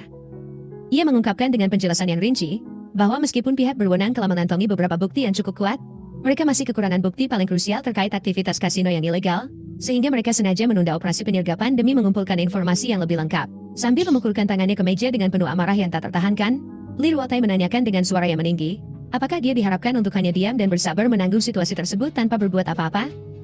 Dengan tenang, Wu Chen memberikan pilihan sulit kepada Li Ruotai. Apakah dia lebih memilih untuk melampiaskan amarahnya namun berakhir di penjara selama puluhan tahun? Atau ingin melewati masalah ini dengan selamat dan tenang? Mendengar peringatan tersebut yang sangat tegas, Li Ruotai yang tadinya emosional terdiam sejenak dengan tatapan tegang yang merenung, sebelum akhirnya bertanya dengan nada yang lebih pelan dan sedikit merendah, apakah Wu Chen memiliki sebuah solusi atau rencana untuk membantunya keluar dari situasi yang pelik ini? Akhirnya, Wu Chen memberikan instruksi tegas agar orang-orang yang terlibat tidak melakukan tindakan gegabah yang dapat memperingatkan pihak lawan, yang kemudian disetujui oleh Li Ruotai dengan sebuah anggukan patuh yang penuh kekalahan. Ketika Li Ruotai kembali bertanya dengan nada yang lebih hormat mengenai langkah apa yang harus dilakukan selanjutnya untuk menyelamatkan situasi, Wu Chen tersenyum tipis dengan senyuman yang penuh kemenangan dan menawarkan bantuan untuk mengajarinya. Dengan syarat Li Ruotai harus meminta maaf kepadanya terlebih dahulu. Dalam hati, Wu Chen menyadari dengan pikiran yang jernih, bahwa sebagai seorang kakak ipar, ia harus menunjukkan sedikit kewibawaan untuk menekan Li Ruotai agar tidak dipandang rendah di masa depan. Di sisi lain, Li Ruobing mencoba menenangkan situasi yang memanas, dengan mengatakan bahwa mereka semua adalah keluarga yang seharusnya saling mendukung, dan meminta Wu Chen untuk berbicara baik-baik jika memang memiliki solusi untuk membantu adiknya. Namun, Wu Chen tetap merasa kesal dengan sikap yang dingin, dan mengeluh bahwa Li Ruotai sama sekali tidak menghormatinya sebagai kakak ipar. Li Ruotai seketika berkeringat dingin yang membasahi pelipisnya dan hanya bisa bergumam gagap saat dihadapkan pada situasi yang tidak nyaman ini. Dengan nada yang lebih lembut dan penuh usaha, Li Ruotai berusaha mencairkan suasana yang kaku dengan berkata bahwa mereka adalah keluarga yang harus bersatu, seraya menegaskan hubungan mereka sebagai saudara ipar yang dekat. Namun, usaha tersebut disambut dengan tawa sinis yang dingin dari Wu Chen. Li Ruotai akhirnya merendahkan diri dengan berat hati dan mengakui kesalahannya dengan tulus, memohon agar Wu Chen tidak menyimpan dendam atas sikap buruknya sebelumnya yang lancang. Ia beralasan bahwa tindakannya semata-mata karena rasa khawatir dan protektif terhadap kakak perempuannya agar tidak tertipu oleh orang lain. Mendengar pengakuan tersebut yang terdengar tulus, Wu Chen sedikit melunak dengan wajah yang tidak lagi sekeras batu, dan merasa penjelasan itu sudah cukup masuk akal. Karena masih menghargai Li Ruobing yang berada di sampingnya, Wu Chen memutuskan untuk memberikan sebuah saran atau jalan keluar atas situasi yang sedang mereka hadapi. Wu Chen menginstruksikan Li Ruotai dengan nada yang tegas dan serius untuk menyingkirkan Xiehu karena ia dianggap mengetahui terlalu banyak informasi berbahaya yang dapat membahayakan mereka semua. Wu Chen menjelaskan dengan detail yang mengejutkan bahwa Xiehu sering mengunjungi villa nomor 17 di Lotus Pond Manor untuk menyalahgunakan zat terlarang bersama kekasih gelapnya. Wu Chen menyarankan agar situasinya direkayasa seolah-olah Xiehu lenyap karena kecelakaan, sehingga jejak mereka tetap bersih dan tidak akan ada penyelidikan yang mengarah kepada keluarga Li. Lebih lanjut, Wu Chen menekankan pentingnya mengambil dan menghancurkan semua bukti yang saat ini berada di tanah Liaobo demi menjamin keamanan mereka sepenuhnya. Mendengar rencana tersebut yang terdengar masuk akal, Li Ruotai setuju dengan anggukan cepat dan menyatakan kesiapannya untuk segera membereskan Xiehu sesuai perintah. Namun, Wu Chen memarahi Li Ruotai karena bertindak gegabah tanpa berpikir, mengingatkan bahwa target mereka adalah seorang wakil direktur biro yang berpengaruh, dan menanyakan dengan nada menusuk, apakah Li Ruotai ini membuat masalah menjadi lebih besar dan melibatkan lebih banyak pihak? Wu Chen kemudian memberikan instruksi spesifik dengan detail yang luar biasa mengenai lokasi bukti tersebut, yaitu di Jalan Willow, Gang Kedua, Unit 3, Kamar 501, di dalam brankas tersembunyi di bawah lemari pakaian kamar utama dengan kode sandi 571.564. Karena ini adalah misi rahasia dan hanya ada satu salinan bukti untuk mencegah kebocoran yang berbahaya. Wu Chen memerintahkan Li Ruotai untuk mengirim orang yang paling terpercaya guna mencuri dan menghancurkan bukti tersebut tanpa jejak. Li Ruotai sangat terkejut dengan mata yang membelak lebar sekaligus tidak percaya, karena rincian yang diberikan begitu mendalam bagaikan Wu Chen telah menyaksikan sendiri tempat itu, bahkan sampai mengetahui kode sandi brankasnya. Di tengah ketegangan itu yang mencekam, Wu Chen mengingatkan akan instruksi ketiga untuk menceritakan seluruh kejadian ini secara apa adanya kepada sang tetua, terutama mengenai rincian bisnis dengan Xiehu yang harus dijelaskan secara gamblang tanpa ada yang disembunyikan. Hal ini menjadi sangat krusial karena pihak yang berniat mencelakainya kali ini bukanlah sembarang orang biasa, melainkan keluarga Wei yang berpengaruh besar di tingkat nasional. Wu Chen menjelaskan dengan suara yang dalam, bahwa keluarga Li dan keluarga Wei telah bermusuhan selama bertahun-tahun, bahkan sempat terlibat dalam perang terbuka yang menyebabkan banyak orang berakhir di penjara. Karena keluarga Wei terus berada di atas angin dengan kemenangan demi kemenangan, Tuan Besar Li berencana melakukan aliansi pernikahan dengan keluarga Ding untuk bersama-sama melawan mereka dengan kekuatan gabungan. Namun, situasi saat ini justru memberi celah bagi keluarga Wei untuk menyerang balik keluarga Li dengan kekuatan penuh, sehingga Wu Chen menegaskan dengan nada yang serius, bahwa setelah masalah besar ini selesai, akan tetap ada banyak masalah kecil yang muncul, dan Tuan Besar harus segera mengetahui perihal masalah ini untuk mempersiapkan strategi. Li Ruotai akhirnya mengangguk setuju dengan patuh dan berjanji akan melaporkan seluruh situasi tersebut kepada sang tetua sebagaimana yang diperintahkan tanpa mengurangi satu detail pun.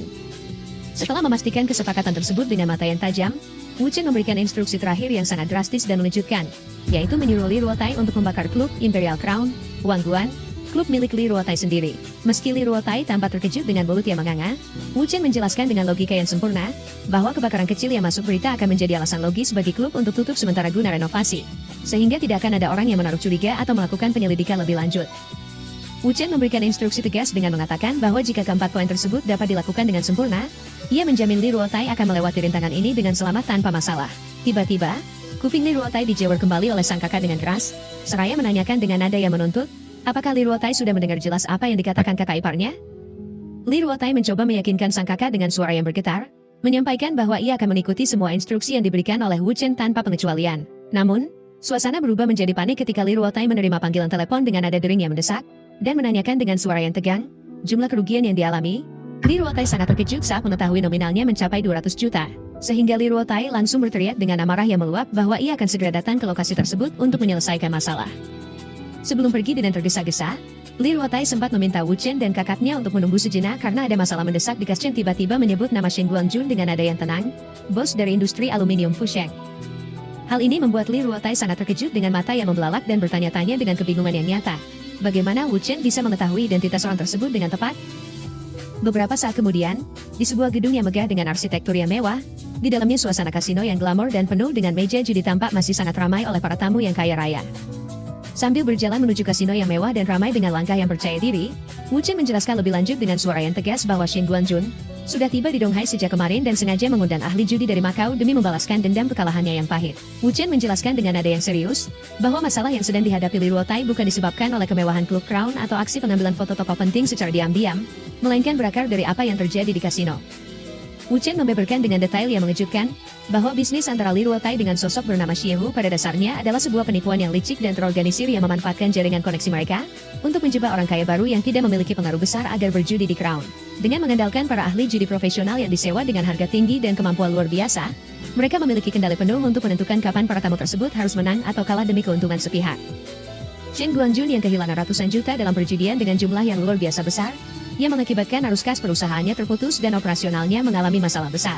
Saat berusaha mengumpulkan dana untuk menyelamatkan bisnisnya yang hampir bangkrut, Shen Guanjun menyadari bahwa banyak orang konsiden pengambilan foto secara sembunyi-sembunyi yang melibatkan target mereka, dan segera memanfaatkan kesempatan tersebut dengan menggandeng pihak lain untuk menghancurkan keluarga Li melalui skandal tersebut. Wu Chen menjelaskan dengan nada yang tajam, bahwa dalam situasi normal, Shen Guanjun tidak akan pernah berani membawa ahli judi untuk mengacaukan tempat tersebut, karena ia tidak sanggup menyinggung keluarga Li yang berkuasa. Namun, saat ini Shen Guanjun sama sekali tidak merasa takut akan pembalasan yang mengerikan, karena Shen Guanjun telah mengetahui bahwa lawannya akan segera hancur. Mendengar hal itu dengan amarah yang membara, Li Ruotai merasa sangat geram dengan wajah yang memerah, dan menganggap Shen Guanjun sudah bosan hidup dengan nyaman karena telah berani mengusik ketenangannya. Namun, Wu Chen menenangkan situasi dengan gerakan tangan yang menenangkan, mengatakan agar tidak perlu emosi atau terbawa amarah, karena ia sendiri akan pergi untuk menemui dan menghadapi Shen Guanjun secara langsung di meja judi. Sementara itu, di arena permainan yang ramai dan penuh asap rokok, terlihat Shen Guanjun yang merupakan bos dari Fusheng Aluminum Industry, tampak percaya diri dengan senyum lebar saat rekannya mengeluarkan kartu straight yang tak terkalahkan. Hal ini membuat lawan mereka tertunduk lesu dengan wajah yang pucat dan mengakui kekalahannya dengan penuh tekanan dan penyesalan. Sementara Shen Guanjun tertawa kegirangan dengan suara yang keras sambil meraup tumpukan koin kemenangan yang berkilauan. Dari arah lain, ia disapa oleh Li Ruotai yang baru datang dengan langkah yang tegas. Shen Guanjun dengan angkuh dan sombong mengatakan telah memenangkan banyak uang di tempat ini, dan berharap dengan nada mengejek bahwa Tuan Muda Li Ruotai tidak keberatan dengan kekalahan yang fantastis.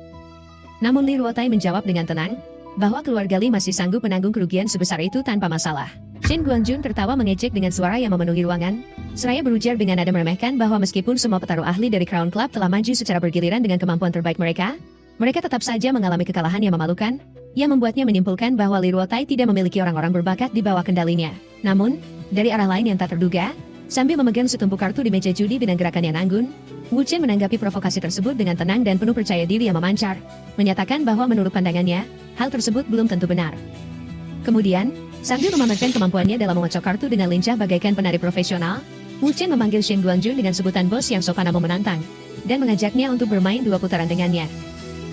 Di sisi lain, Shen Guanjun tertawa terbahak-bahak dengan suara yang memenuhi ruangan, seraya menyindir Li Ruotai karena telah mengganti lawannya dengan seseorang yang jauh lebih muda dan tidak berpengalaman, menganggap tindakan tersebut sebagai bentuk rendahan hati yang berlebihan. Dengan nada meremehkan yang sombong, Shen Guanjun menambahkan bahwa dirinya merasa tidak enak hati karena sudah memenangkan lebih dari 200 juta hari ini dengan mudah. Namun Tuan Muda Li Ruotai seolah-olah masih bersikeras ingin terus memberikan uang kepadanya melalui kekalahan baru. Li Ruotai kebingungan dengan alis yang berkerut dan bertanya-tanya tentang apa yang sedang terjadi, mampu memenangkan seluruh kasino di dunia ini. Ketegangan semakin meningkat saat permainan dimulai, di mana lawannya memperhatikan Wu Chen dengan heran dan penasaran, karena Wu Chen tampak tidak memeriksa kartu tertutupnya sama sekali, seolah-olah hal tersebut sudah menjadi kebiasaannya dalam bermain. Akhirnya, Wu Chen mendapatkan kartu asekop yang berkilauan, dan lawannya pun mempersilakannya dengan gerakan tangan yang sopan untuk memulai taruhan terlebih dahulu karena nilai kartunya yang lebih besar. Tanpa ragu sedikit pun dengan gerakan yang percaya diri, Wu Chen langsung memasang taruhan sebesar 500.000, angka yang besar untuk pembukaan. Lawannya segera mengikuti taruhan tersebut dengan senyum penuh siasat sambil terus mengamati gerak-gerik Wu Chen dengan mata yang tajam. Saat kartu-kartu komunitas mulai dibuka di atas meja dengan dramatis, dealer mempersilakan mereka untuk kembali memasang taruhan, dan dengan sikap santai yang sama tanpa keraguan, Wu Chen kembali mendorong chip sebesar 500.000 ke tengah meja. Namun, secara mengejutkan yang membuat semua orang terperangah, sang lawan yang tadinya begitu percaya diri tiba-tiba memilih untuk menyerah dan menutup kartunya setelah ditanya oleh dealer, menandakan kemenangan bagi Wu Chen dalam putaran tersebut. Pola permainan ini terus berlanjut bagaikan irama yang berulang hingga ronde-ronde berikutnya. Pada ronde keempat, ke-8, dan ke-15, Wu Chen terus mendominasi dengan taruhan 500.000 hingga membuat lawannya berulang kali menyerah dengan wajah yang semakin frustrasi. Barulah pada ronde ke-21 yang menegangkan, sang lawan yang mulai tertekan dan kehilangan kesabaran mencoba keberuntungannya dengan memutuskan untuk mengikuti taruhan 500.000 tersebut dengan tekad yang membara. Namun, Wu Chen kembali mengumumkan kemenangannya dengan tenang. Menyaksikan hal ini dengan senyum yang mengejek, Li Ruotai menyindir Shen Guangjun bahwa orang yang ia sewa tampaknya mulai kehabisan keberuntungan dan kehilangan tajinya. Sementara itu Shen Guangjun merasa dengan keyakinan yang dalam, bahwa inilah saatnya bagi nasibnya untuk berbalik unggul. Dalam pikirannya yang penuh rencana licik, Shen Guangjun tersenyum dengan kepuasan, menganggap Wu Chen telah masuk ke dalam perangkapnya, ibarat seekor kupu-kupu yang terjebak di jaring laba-laba. Sebelumnya, ahli judi yang disewanya menjelaskan dengan detail, bahwa ia memiliki kebiasaan sengaja kalah di beberapa ronde awal dengan taktik khusus, untuk mengamati kebiasaan dan menganalisis psikologi lawan dengan cermat, sebelum akhirnya memberikan serangan yang fatal. Shen Guangjun mencatat dengan pikiran yang tajam, bahwa Li Ruotai telah kalah lebih dari 200 juta dengan angka yang fantastis, dan memprediksi bahwa pihak kasino pasti akan menambah taruhan jika chip milik Wu Chen mulai menipis.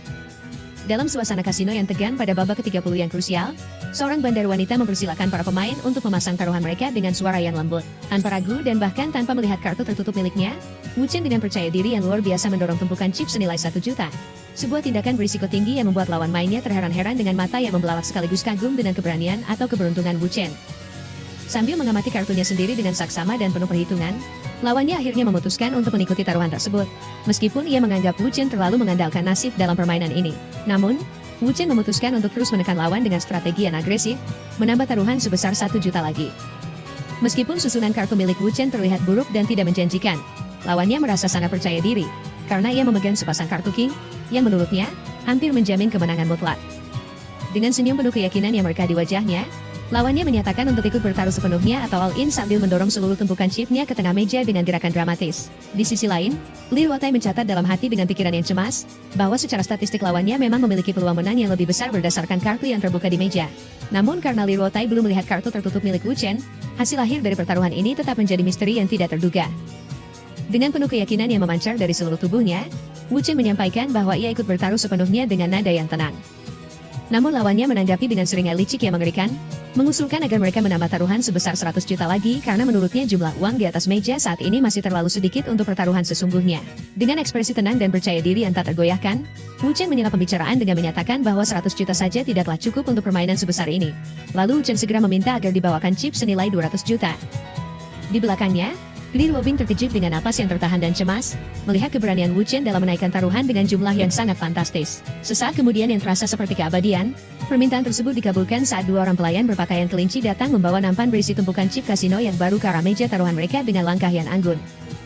Setelah tumpukan chip tersebut diletakkan di hadapannya dengan bunyi yang berdenting, Wu Chen dengan santai yang luar biasa mengumumkan bahwa ia menaikkan taruhan sebesar 100 juta, dan kemudian menantang lawannya untuk melakukan hal yang sama. Sementara itu, lawan mainnya mulai menganalisis gerak-gerik tersebut secara mendalam dengan otak yang bekerja cepat. Ia memperhatikan dengan cermat bahwa Wu Chen hanya menyentuh kartu tertutupnya saat kartu tersebut benar-benar penting. Ia membawanya pada kesimpulan yang mengkhawatirkan bahwa ada kemungkinan besar Wu Chen sedang memegang sepasang kartu as. Akhirnya, setelah mempertimbangkan risiko tersebut dengan pikiran yang berputar cepat, lawannya memutuskan untuk menyerah dengan berat hati sambil berkomentar bahwa Wu Chen terlalu terburu-buru dalam menaikkan taruhan. Karena jika saja ia hanya menaikkan taruhan sebesar 50 juta, maka ia bisa memenangkan jumlah yang lebih besar. Dengan tatapan tajam di balik kacamatanya yang berkilauan, Li Ruobing mencoba menebak dengan penuh keyakinan yang tegas, menyatakan bahwa kartu yang disembunyikan Wu Chen adalah kartu as. Namun, dengan senyum tipis yang tenang dan penuh misteri yang membingungkan, Wu Chen langsung membantah pernyataan itu dengan jawaban singkat, menegaskan bahwa tebakan Li Ruobing salah. Wu Chen akhirnya membuka kartunya di atas meja dengan gerakan yang dramatis, dan mengungkapkan bahwa kartu miliknya hanyalah 2 hati. Kartu yang sangat lemah. Sebuah kenyataan yang membuat lawan mainnya terperanjat dengan mulut yang menganga dan merasa telah ditipu mentah-mentah. Menanggapi kemarahan lawannya yang merasa dipermainkan dengan emosi yang meluap, Wu Chen hanya menjawab dengan santai, bahwa ia tidak bisa disalahkan jika lawannya sendiri yang tidak berani mengambil risiko untuk terus mengikuti permainan tersebut. Lawannya mengamati dari balik kacamata yang berkilau dengan tatapan yang tajam, dan bergumam dalam hati bahwa ia tidak perlu merasa tinggi hati atau sombong. Karena melalui kejadian ini, ia justru berhasil mengungkap satu lagi kebiasaan tersembunyi milik Wu Chen. Kini, permainan sudah memasuki ronde ke-30 yang sangat krusial. Lawannya tampak tersenyum tipis penuh percaya diri bagaikan predator yang siap menerkam, sambil memegang rangkaian kartu di tangannya dengan erat. Sementara Wu Chen menunjukkan ekspresi serius yang fokus saat mengamati pergerakan lawan dengan mata yang tajam, dengan kartu yang ia miliki di tangannya. Suasana semakin dramatis ketika lawannya melihat kartu andalannya, yakni 9 wajib, yang seolah menjadi penentu kemenangan atau kejutan besar dalam babak yang krusial tersebut. Lawannya menganalisis situasi permainan kartu dengan sangat serius dan penuh konsentrasi. Ia membatin dengan pikiran yang jernih, bahwa kartu yang terbuka di atas meja milik mereka berdua identik, sehingga mustahil baginya untuk kalah kecuali jika kartu tertutup milik Wu Chen adalah 9 sekop. Ia menilai kemungkinan munculnya keempat kartu angka 9 dalam satu putaran sangatlah rendah. Selain itu, Ia mencatat hal yang paling krusial dan menguntungkan. Wu Chen bahkan belum melihat kartu tertutup miliknya sendiri. Sementara itu, Shen Guangjun di sampingnya tampak memperhatikan dengan seksama sambil mengangguk pelan, seolah menyetujui perhitungan taktis tersebut. Dengan senyum licik yang mulai tersungging di bibirnya, lawannya membatin dengan kepuasan yang mendalam, bahwa inilah saatnya untuk menyudahi permainan dan menarik jaring kemenangannya. Sementara Shen Guangjun di sisinya tampak mengamati dengan penuh antisipasi dan harapan yang membara. Dengan penuh keyakinan yang meluap-luap, ia pun menantang Wu Chen untuk menentukan kemenangan dalam satu taruhan besar sambil menyatakan dengan suara yang keras, all in, sebesar 200 juta. Wu Chen, yang duduk di seberang meja dengan tumpukan koin taruhan yang menjulang tinggi, menanggapi tantangan tersebut dengan tenang, dan menyatakan kesediaannya untuk ikut serta dalam taruhan terakhir itu. Dalam suasana tegang di ruangan itu yang mencekik, Li Ruobing tampak cemas dengan wajah yang pucat dan meragukan keputusan yang diambil. Ia mempertanyakan dengan suara yang bergetar, apakah mempertaruhkan lebih dari 200 juta sekaligus bukanlah tindakan yang terlalu berisiko dan gegabah? Namun, Li Ruotai mencoba menenangkan situasi dengan optimisme yang dipaksakan, berargumen bahwa Wu Chen sedang berada dalam keberuntungan yang sangat baik saat ini, sehingga seharusnya tidak akan ada masalah dalam taruhan besar tersebut. Di sisi lain, Shen Guangjun dan anak buahnya saling bertatapan penuh kelicikan, dan bergumam bahwa Wu Chen benar-benar telah terbawa suasana dan masuk ke dalam jebakan. Dengan penuh percaya diri dan ekspresi yang meremehkan, ia kemudian memutuskan untuk mengikuti taruhan tersebut, sambil menyusun tumpukan keping chip di hadapannya. Lawannya memberikan nasihat kepada Wu Chen dengan nada yang penuh kesombongan, bahwa dalam berjudi, hal yang paling tabu adalah memiliki hati yang tidak tenang dan sikap yang terburu-buru. Ia menekankan dengan nada yang penuh keyakinan yang berlebihan, bahwa jika seseorang tidak mampu mengendalikan kondisi mentalnya sendiri, maka ia tidak akan bisa melangkah jauh atau bertahan lama dalam permainan tersebut. Sambil membanting kartunya ke meja dengan penuh kemenangan yang prematur, ia menyatakan bahwa uang sebesar 200 juta tersebut anggap saja sebagai biaya pelajaran atau uang sekolah yang harus dibayar oleh Li Ruotai. Sementara di sisi lain, ekspresi tegang dan keringat dingin mulai muncul pada wajah rekan-rekan di sekitarnya, yang merasa bahwa situasi ini telah berakhir buruk bagi mereka. Shen Guangjun kemudian mengejek Tuan Muda Li dengan tawa yang keras, menyatakan bahwa dengan kekayaannya yang besar, Li Ruotai seharusnya tidak keberatan kehilangan uang sebanyak itu. Lagi pula keluarga Li sangat kaya. Namun, alih-alih menyerah atau marah, Li Ruotai hanya merespons dengan dengusan kesal sambil menatap tajam.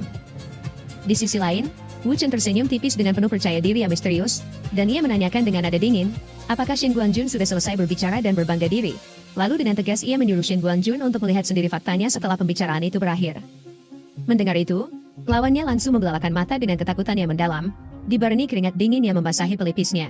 Kemudian, lawannya membungkukkan badannya dengan gerakan yang ragu-ragu, untuk mengambil kartu di tangan Wu Chen, dan di sana, Wu Chen memiliki kartu 9 skop, kartu yang mustahil. Dalam keadaan panik dan keringat bercucuran, pria berkacamata itu menatap kartu di tangannya dengan tidak percaya dan wajah yang pucat pasi. Seraya berseru dengan suara yang bergetar bahwa mustahil Wu Chen telah melihat kartu tersebut sejak awal. Ia mempertanyakan dengan nada syok yang luar biasa, kapan Wu Chen sempat mengintip kartunya tanpa ia sadari. Namun, Wu Chen hanya memberikan senyuman sinis yang meremehkan dan penuh kemenangan, dan bertanya balik dengan nada mengejek, apakah pria itu benar-benar mengira dia tidak akan melihat kartu tertutupnya? Dalam sebuah pengakuan yang mengejutkan, Wu Chen mengungkapkan triknya dengan menjelaskan bahwa sejak babak pertama permainan dimulai, ia selalu memosisikan ulang kartu-kartu tersebut hanya untuk mengintip isinya tanpa disadari oleh lawan. Wu Chen mengakui bahwa tujuannya melakukan hal tersebut adalah agar bisa melihat kartunya pada saat yang paling tidak terduga. Dengan nada meremehkan yang dingin, ia memuji teknik lawan yang cukup bagus dan terlatih, namun mengkritik sifat sombong pria tersebut yang merasa bisa memahami cara bermainnya hanya dalam beberapa putaran saja. Dalam sebuah pengungkapan yang mematikan, Wu Chen menanyakan dengan nada mengejek yang tajam, apakah kelemahan dan gerakan kecil yang ia tunjukkan selama ini benar-benar sebuah kebiasaan atau hanyalah acting belaka? Ia menjelaskan dengan senyum kemenangan, bahwa semua itu adalah sandiwara yang sengaja dilakukan untuk menjebak lawan dalam ilusi kemenangan. Dengan penuh kemenangan yang memancar dari seluruh tubuhnya, ia menegaskan bahwa sejak awal ia telah menyusun jebakan ini, menjadikan pria berkacamata tersebut sebagai mangsa dalam permainan judi ini. Mendengar itu, lawannya langsung terpaku dalam ketakutan yang mendalam bagaikan patung yang membeku. Dalam situasi yang kian terpojok tanpa jalan keluar, Li Ruotai menekan bahu Shen Guangjun dengan kekuatan yang keras, seraya mengungkapkan fakta pahit yang menyakitkan bahwa uang taruhan yang digunakan untuk mengacaukan tempat tersebut, kemungkinan besar adalah hasil pinjaman dari rentenir, yang berarti Shen Guangjun kini berada dalam masalah besar yang mengancam nyawanya. Shen Guangjun hanya bisa terpaku lemas dengan tubuh yang gemetar, dan bergumam tidak percaya.